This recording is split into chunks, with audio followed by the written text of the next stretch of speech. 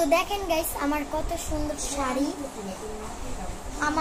সুন্দর শাড়ি দেখেন। কিন্তু একটা জিনিস দেখাইতেছি, ওই যে দেখেন উপর দিয়ে ফিটফাট, নিচ দিয়ে সদরঘাট, এই হচ্ছে আমার অবস্থা।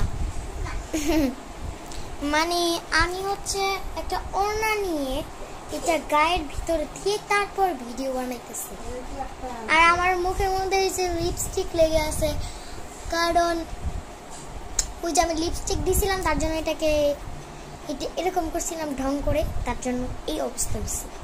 আবার দেখে নেন, ওপর দিয়ে ফিটফাট, নিচ দিয়ে সদরঘাট। আমার কথা ঠিক আছে না?